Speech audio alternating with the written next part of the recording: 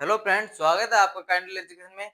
तो आज हमारा ये वीडियो आपने थंबनेल देख लिया होगा कि 75 दिन का हार्ड चैलेंज, यानी हम पटवार एग्जाम को आज से लेकर चलते हैं तो 17 अगस्त तक हमारे 75 दिन कंप्लीट हो जाएंगे।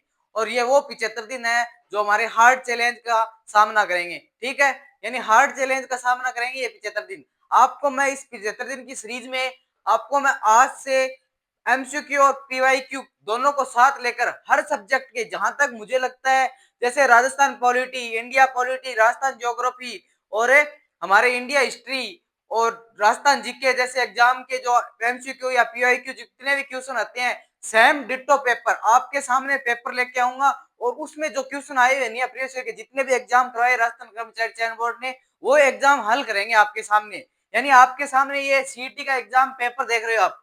यानी ये सीईटी में जितने एग्जाम राजस्थान पॉलिटी की आज हमारी क्लास रहेगी, राजस्थान पॉलिटी और इंडिया पॉलिटी की, हम यानी लगभग राजस्थान पॉलिटी इंडिया पॉलिटी की लगभग 2024 और 25 के जितने एग्जाम हुए हैं उन सभी के एग्जाम में ये करेंगे। हम एक एक क्वेश्चन को 360 डिग्री पर हल करेंगे और आपको ये देखकर अनुमान लग जाएगा कि आपका राजस्थान कर्मचारी चयन बोर्ड कहां से क्वेश्चन पुटअप करेगा और कौन से क्वेश्चन पुटअप करेगा और किस प्रकार क्वेश्चन पुटअप करेगा। लगभग मैं यह कह रहा हूं, अगर मैं आपको 360 डिग्री पर एग्जाम का ये प्रश्न एग्जाम का प्रश्न पत्र खोल के दे दूंगा तो आप इससे बाहर जाने की उम्मीद मत करना। ठीक है, क्योंकि आपको पता है एग्जामिनर इसके हर बार क्वेश्चन पूछेगा, ऐसा तो है नहीं कहीं नहीं से नया बना लेगा। ठीक है, तो आज हम स्टार्ट कर रहे हैं राजस्थान पॉलिटी और इंडिया पॉलिटी को दोनों को 360 डिग्री पे एनालाइज करते हुए। और हमारा जो 75 दिन का हार्ड चैलेंज है ना, उसको हम पूरा करके रहेंगे। और जो राजस्थान में जितने एग्जाम हुए हैं उनमें जो 2024 के मान लीजिए और 25 में जो राजस्थान कर्मचारी चयन बोर्ड करा रहा है, वो आपको मैं क्वेश्चन पेपर के आपको सामने रखकर आपको क्वेश्चन एक कर बोल कर बताऊंगा कि यह क्वेश्चन इस प्रकार है और आगे किस प्रकार क्वेश्चन बन सकता है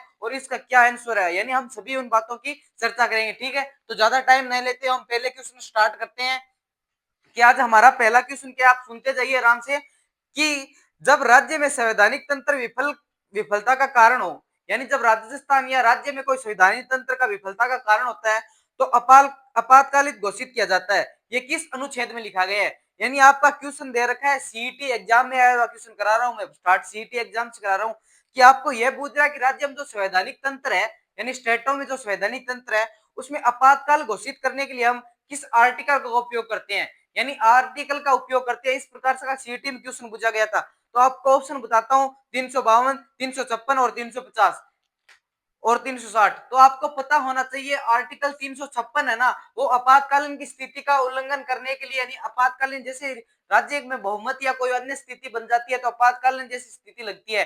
और आपातकालीन किसके हक में जाता है? आपके पास किस में राष्ट्रपति द्वारा आपातकालीन लगाया जाता है? आर्टिकल 356 के तहत। यानी आप आर्टिकल 356 पढ़ोगे ना, तब आपको पता चलेगा, क्योंकि उसमें बात की गई है कि जो राज्य में संवैधानिक तंत्र फेल हो जाता है उसी कारण आर्टिकल 356 के तहत यह लगाया जाता है। ठीक है, हम बात करते हैं राजस्थान में आर्टिकल 356 का कितनी बार प्रयोग किया गया है। यानी राजस्थान में आर्टिकल 356 का कितनी बार प्रयोग किया गया है? तो राजस्थान में आर्टिकल 356 का 4 बार प्रयोग किया गया है। मैं आपको बार बार पढ़ा रहा हूं कि राजस्थान में राष्ट्रपति शासन कितनी बार लगा है, राजस्थान में राष्ट्रपति शासन कितनी बार लगा है? तो राजस्थान में राष्ट्रपति शासन लगा है 4 बार। यानी राजस्थान में राष्ट्रपति शासन 4 बार लगा है, आर्टिकल 356 का उपयोग 4 बार किया गया है। और किसके कारण किया गया है? वही संवैधानिक तंत्र विफल होने के कारण, क्योंकि बहुमत सिद्ध न होने का राष्ट्रपति शासन 4 बार बहुमत सिद्ध न होने के कारण लगा है। आपको मैं इसको खोल के बताता हूँ, आपको 360 डिग्री एनालिसिस क्या होता है वो सिखाता हूँ। आपके पास 356 आर्टिकल दे रखा है और राजस्थान में राष्ट्रपति शासन कितनी बार लगा है? 4 बार। आपको पहला क्वेश्चन यहीं से क्लियर हो जाता है, राष्ट्रपति शासन कितनी बार लगा है? 4 बार। ठीक है, आगे हम बात करते हैं तो कब कब लगा है। तो पहले हमारा राष्ट्रपति शासन लगा था चौथी विधानसभा में, जब चौथी विधानसभा में हरि मोहनलाल जी सुखाड़िया की सरकार नया बनती है और उनके पास बहुमत नया होता है, तब उनके पास जब इंदिरा गांधी जी ने यहाँ पे क्या लगा दिया था? राष्ट्रपति शासन लगा दिया था, क्योंकि उस टाइम इंदिरा गांधी प्रधानमंत्री थी और राष्ट्रपति साहब ने उन राष्ट्रपति द्वारा कहकर उनको राष्ट्रपति शासन लगा दिया गया था। ठीक है, यानी इसमें कब लगा था? तो पहला राष्ट्रपति शासन की बात करते हैं, 13 मार्च 1967 में लगा था। और ये हटा कब था? तो हम बात करते हैं 26 अप्रैल 1967 में, यानी 26 अप्रैल 1967 में चौथी विधानसभा। आप याद रखना, ये प्रश्न आने वाले जो एग्जाम है वीडियो जैसे पटवार जैसे फोर्थ ग्रेड जैसे आप सभी में राजस्थान पॉलिटी देखोगे तो आर्टिकल 356 का प्रयोग कर 4 बार राजस्थान में राष्ट्रपति शासन लगाया। पहला राष्ट्रपति शासन की अगर आपसे बात की जाए तो 13 मार्च 1967 में लगा था और 26 अप्रैल 1967 को हटा था। कुल कितने दिन चला था? तो 44 दिन की हम बात करते हैं, यानी 44 दिन चलने वाला राष्ट्रपति शासन पहला राष्ट्रपति शासन था। दूसरे में हम बात करें तो कौन सी विधानसभा में लगा था? तो आपको याद होना चाहिए दूसरा राष्ट्रपति शासन इसी विधानसभा की अगली विधानसभा बनती है।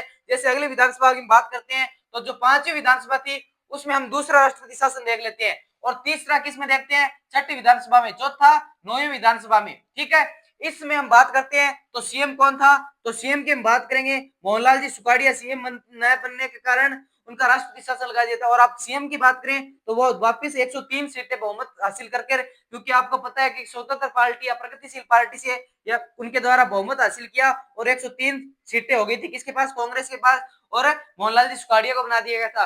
कुछ कारणवश होकर उन्हें मोहनलाल जी सुखाड़िया को उठाकर चौथी विधानसभा में और उनकी जगह बरतुल्ला खान को बना दिया जाता है, और बरतुल्ला खान आगे 5वीं विधानसभा में सीएम तो बनते हैं, बन के उनकी पद पर रहते हुए क्या हो जाती है? मृत्यु हो जाती है। पद पर रहते ही मृत्यु होने के कारण वहां पे राष्ट्रपति शासन फिर से लगा दिया जाता है, यानी दूसरा राष्ट्रपति शासन कब लगता है? तो 5वीं विधानसभा में।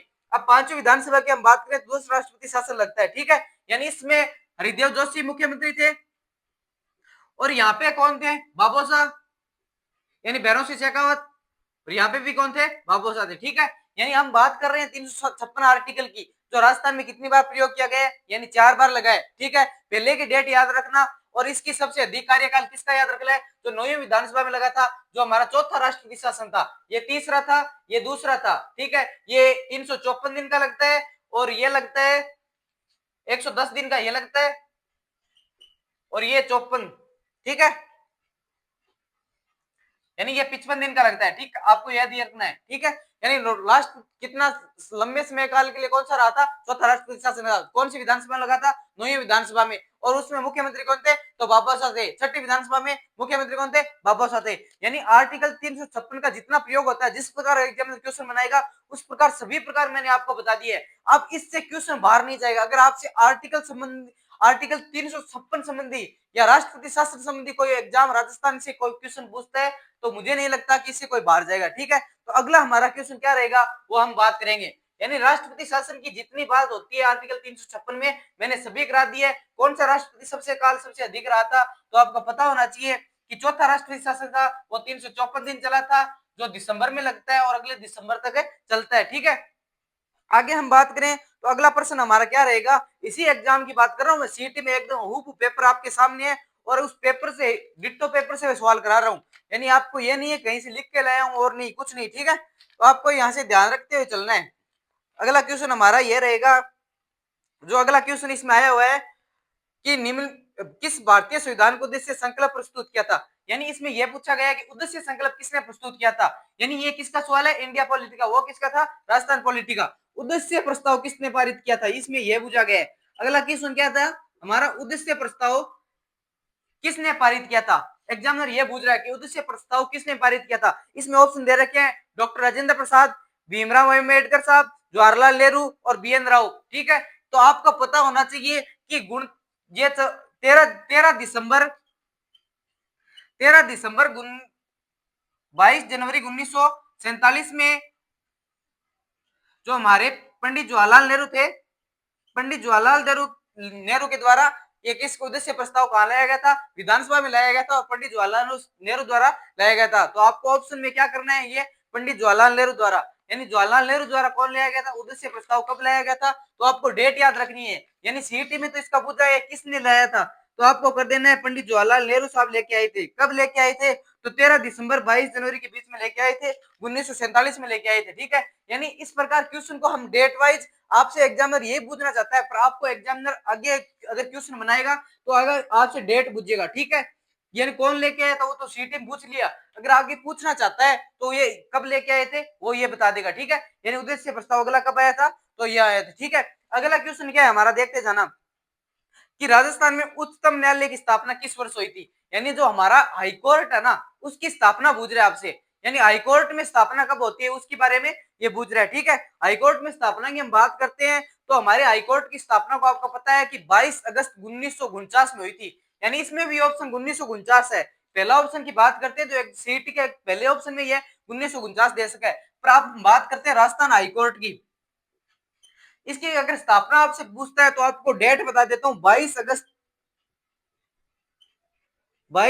1949। ठीक है, इस समय हमारे राजस्थान में हाईकोर्ट की स्थापना होती है। यह हाईकोर्ट की स्थापना कब होती है? 22 अगस्त 1949 में होती है।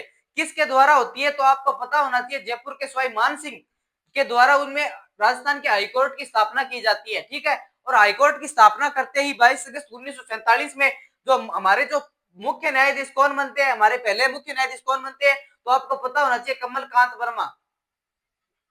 कमलकांत वर्मा साहब हमारे मुख्य न्यायाधीश बनते हैं। जो हमारे पहले जज जो मुख्य न्यायाधीश थे यानी पहले जज थे, वो कौन थे? कमलकांत वर्मा। यानी आप क्वेश्चन मान के चलना, अगर सीटी में तो इसने पूछिए ओनली सन। ठीक है, अगर आपको पटवार में ये पूछ ले जाए कि आपको डेट पूछ ली जाए कब हुई, तो आपको 22 अगस्त 1900। आपको मुख्य न्यायाधीश यानी पहला मुख्य न्यायाधीश कौन था, यानी इसकी प्रथम की बात कर रहे हैं, ये प्रथम था कमलकांत वर्मा। ठीक है, आगे हम बात करते हैं तो ये जब उद्घाटन किसने किया था, तो आपको पता होना चाहिए, जो सवाई मान सिंह थे जयपुर के शासक, यानी जयपुर के राजा कौन थे? सवाई मान सिंह थे। तब उन्होंने कहा किया था? जयपुर में किया गया था। ठीक है, आगे जाकर जो पी नारायण सत्य समिति बनती है, आपको पता होना चाहिए, तो पी नारायण सत्य समिति कब बनती है? तो 1956 में बनती है पी नारायण सत्य समिति। यानी सत्यनारायण वी समिति कब बनती है? 1956 में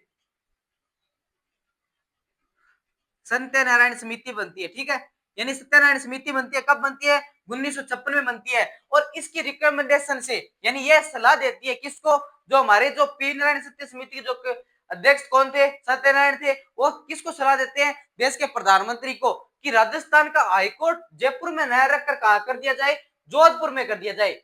यानी राजस्थान का हाईकोर्ट जयपुर में नया रखकर क्या कर दिया जाए? जोधपुर में कर दिया जाए। और राजस्थान के जयपुर में क्या बना दी जाए? इसकी ब्रांच बना दी जाए। ठीक है, यानी जयपुर में इसकी क्या कर दी जाए? ब्रांच बना दी जाए। यानी सत्यनारायण समिति ने यह कहा था कि जो राजस्थान का हाईकोर्ट है उसकी स्थापना होती है 22 अगस्त 1949 में। जहां कौन उद्घाटन करता है इसका? तो हमारे जो राजा जयपुर के जो राजा थे कौन थे? सवाई मान सिंह, वो यहाँ पे स्थापना करते हैं, जयपुर में करते हैं। ठीक है, आगे जाकर 1956 में पी नारायण सत्य समिति बनती है। और पी नारायण सत्य समिति बनती है तो उसने कहा था जो हाईकोर्ट है ना, वो कहा चला जाए? जोधपुर चला जाए। और जो हाईकोर्ट की सब ब्रांच है ना, वो कहाँ रह जाए? जयपुर रह जाए। ठीक है, यानी जयपुर रह जाए सब ब्रांच, और हाईकोर्ट मेन ब्रांच है ना, वो जोधपुर चले जाए।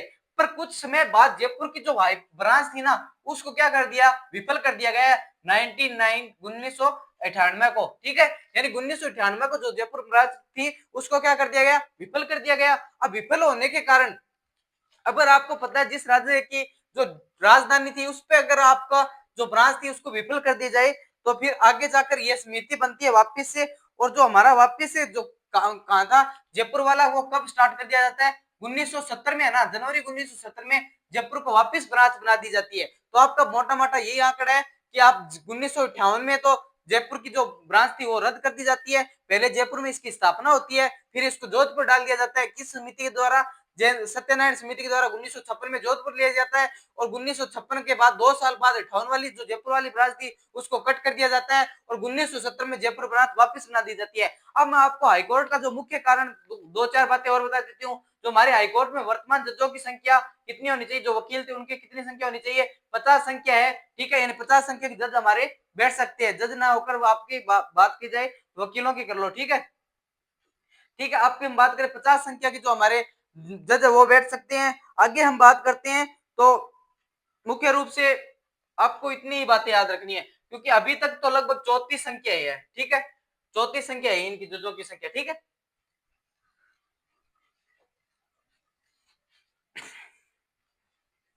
आगे हमारा क्वेश्चन रहेगा अगला।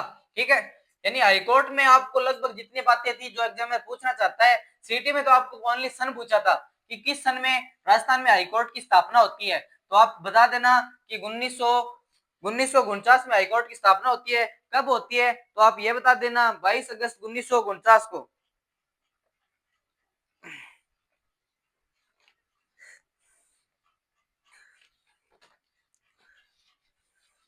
अगला क्वेश्चन हमारा क्या रहेगा?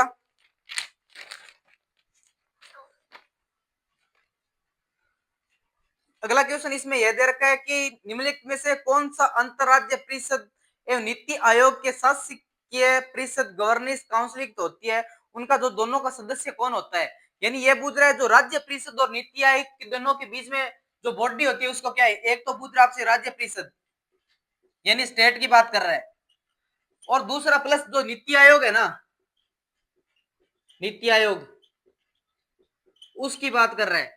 इन दोनों के बीच में जो गवर्निंग काउंसिलिंग बनती है उसके बीच का कौन होता है, तो आपको जाहिर सा पता होना चाहिए जो राज्यों का मुख्यमंत्री होता है ना वही होगा, यानी राज्यों का सीएम होता है, वही इन दोनों के बीच की कड़ी होती है। ठीक है, ये इसमें इतनी बातें थी। एक क्वेश्चन पीछे नीति आयोग का रह गया। ठीक है, उसमें एक क्वेश्चन ये पूछ रखा है सीटी में कि नीति आयोग के गठन के बाद अब तक जुलाई 2024 में कितने व्यक्ति के मध्य अध्यक्ष पद पर आसीन हुए हैं। ये क्वेश्चन आपको उलझाने वाला क्वेश्चन है, क्योंकि इसमें यह पूछ रहा है कि नीति आयोग का गठन होता है, ठीक है, नीति आयोग का गठन होने के बावजूद अब तक जुलाई 2024 से पूछ रहा है, यानी आपको पर्टिकुलर डेट दे रहा है 2024 से कि कितने पद अध्यक्ष पद पर आसीन रहे हैं, यानी अध्यक्ष पद कितना रहा है, तो आपको कहीं अध्यक्ष पद नीति आयोग के संबंध में दिख जाए ना, और आपसे ये पूछ ले कितनी संख्या में अध्यक्ष रहे हैं या कौन इसका अध्यक्ष है, तो आपको यही क्वेश्चन 2 बार पूछा हुआ है इसी पेपर में, क्योंकि आगे जाके तो पूछ रहा है नीति आयोग के अध्यक्ष कौन है, तो आपको पता है नीति आयोग के अध्यक्ष कौन है, नरेंद्र मोदी, और कितनी बार कितने सदस्य अध्यक्ष पद पर रह गए हैं, तो आपको पता है नरेंद्र मोदी एक बार ही रहे हैं, और एक ही सदस्य है जो नरेंद्र मोदी नीति आयोग के अध्यक्ष रह चुके हैं, यानी नीति आयोग के जो अध्यक्ष है ना वो नरेंद्र मोदी है, तो अब तक एक ही रहे हैं, और अब वर्तमान में भी कौन है, नरेंद्र मोदी है। ठीक है, जो उपाध्यक्ष है जैसे अरविंद पनगड़िया की बात कर रहे हैं यहाँ पर, वो क्या है, सी के बेरी साहब, वो दो क्या रह गए, उपाध्यक्ष रह गए, और एक क्या रह गए, अध्यक्ष रह गए। पर आप एग्जामिनर आपसे क्वेश्चन बार बार ये पूछना चाहता है कि आपको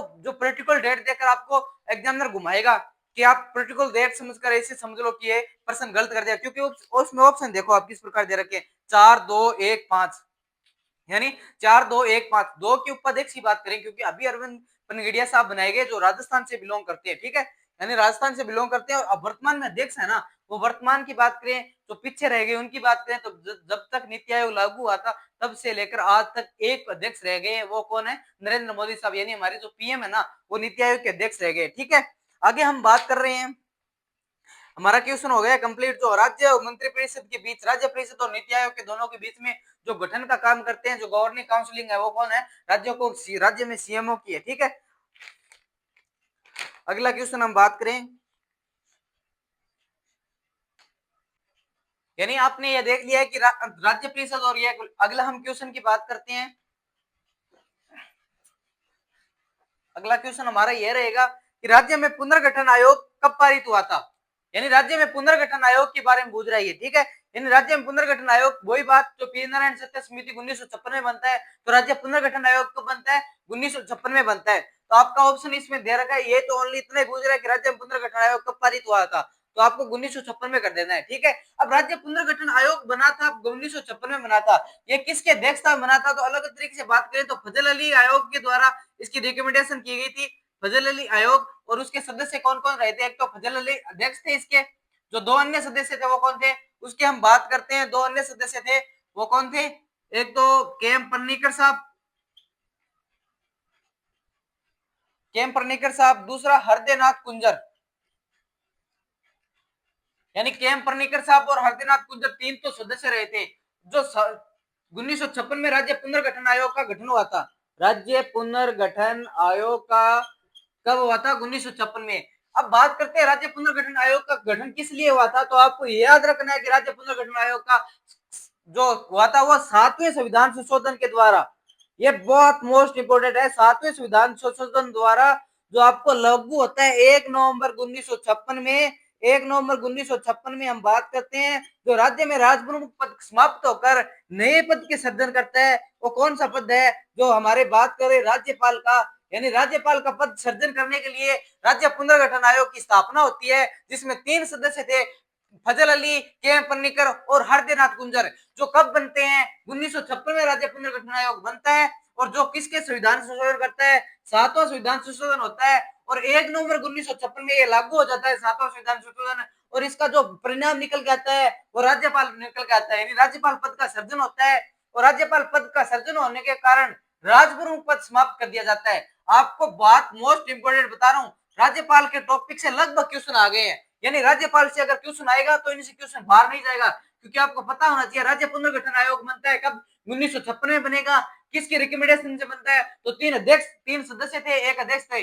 उसमें फजल अली आयोग जो फजल अली थे वो अध्यक्ष थे, और के एम पन्नीकर कौन थे? वो सदस्य थे। और हरदीनाथ कुंजर कौन थे? वो सदस्य थे। जो हम किसकी रिकमेंडेशन करता है कि 7वां संविधान संशोधन किया जाए, और जिसमें 1 नवंबर 1956 को इसको लागू किया जाए, और राज्यपाल पद का सर्जन किया जाए, यानी राजप्रमुख पद को समाप्त कर दीजिए और राज्यपाल पद का सर्जन कर दीजिए। ठीक है, यानी राज्य पुनर्गठन आयोग के बारे में आपको जितनी बातें थी प्लस राज्यपाल के पैटर्न से समझा रहा हूँ, यानी राज्यपाल से अगर क्वेश्चन बात करें तो बार बार एग्जाम में पूछना चाहेगा। मैं आपको अगर ये क्वेश्चन करा दूंगा ना तो आगे आप देखने जाना कि आप क्वेश्चन ऑटोमेटिक करने लग जाओ, क्योंकि बार बार रिपीट हो रहे हैं। आपको मैं बात करूं इस सीईटी की बात, आप पीछे जो हमारा राजस्थान कर्मचारी चयन बोर्ड का जो बड़ा एग्जाम हुआ है, यानी जो जेल प्रेरी का, उसमें भी ये क्वेश्चन आपको सेम दिखाऊंगा। ठीक है, आगे हम बात कर रहे हैं तो अगला क्वेश्चन क्या है हमारा, यानी पुनर्गठन आयोग हमारा कंप्लीट हो गया। राज्य पुनर्गठन आयोग की स्थापना कब होती है? 1956 में होती है। जो सदस्य कौन थे वो आपको पता है, फजल अली, के एम पन्नीकर और हरदीनाथ कुंजर साहब थे। वो हमारे जो किसकी स्थापना करते हैं? राज्यपाल पद की स्थापना करते हैं। ठीक है, यानी राज्यपाल पद का कौन करते हैं? सर्जन करते हैं। अगला क्वेश्चन की बात करें तो अगला क्वेश्चन है हमारा,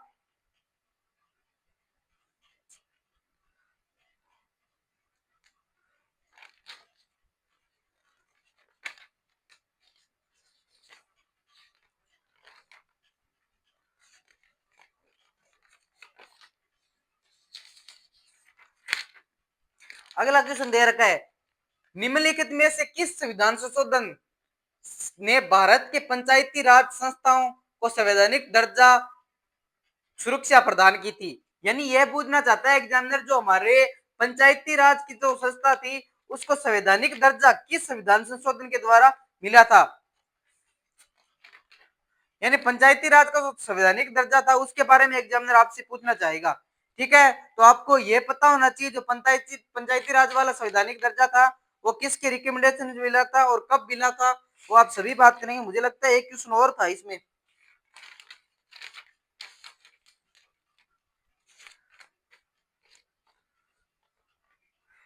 चलो ये कर लेते।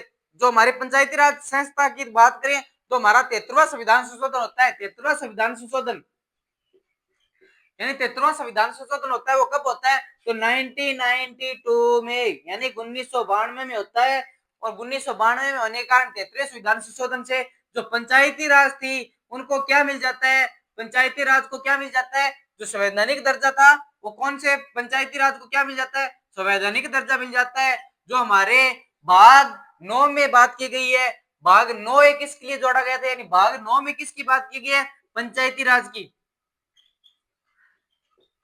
भाग 9 में किसकी बात की गई है? पंचायती राज की। तो संवैधानिक दर्जा किसको देते हैं? 73वां संविधान संशोधन होता है। किसके कारण? किसके द्वारा? पंचायती राज के जो चुनाव कराते हैं उनके द्वारा। कब होता है? 1992 में होता है। ठीक है, यानी जो पंचायती राज के चुनाव होते हैं वो 73वें संविधान संशोधन होता है। और एक में इसमें आगे क्वेश्चन ऐसा तक,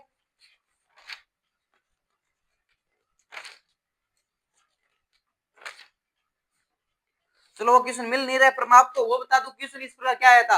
यानी यह तो आपको पंचायती राज को पूछ रहा है। एक इसमें यह आया था जो हमारी 11वीं अनुसूची थी ना, 11वीं अनुसूची वो कब जोड़ी गई थी ये पूछ रहा है। ठीक है, 11वीं अनुसूची आपको पता होना चाहिए। जो 73वां संविधान संशोधन होता है उसके द्वारा क्या जोड़ी जाती है? 11वीं अनुसूची। और जो 12वीं अनुसूची थी वो किसके संविधान संशोधन से? जो 74वां संविधान संशोधन होता है। ये दोनों कब होते हैं? 1992 में होते हैं। 1992 में दोनों संविधान संशोधन होते हैं। ये तो होता है पंचायती राज खातर, और ओ वेलो नगर पालिका खातर।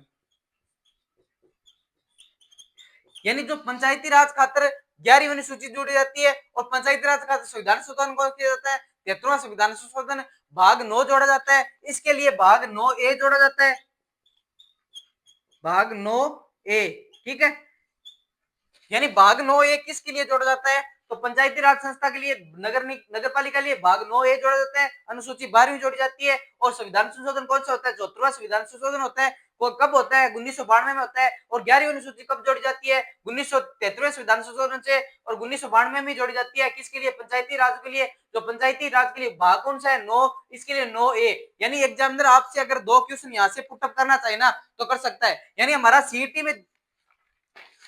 में जो हमारे पंचायती राज के लिए तो दो क्वेश्चन आए थे। ठीक है, यानी सीईटी में मुझे लगता है जहां तक ये क्वेश्चन आए थे मैंने लगभग पूरे करा दिए। एक इसमें क्वेश्चन और रह गए, वो करा देता हूं मैं आपको।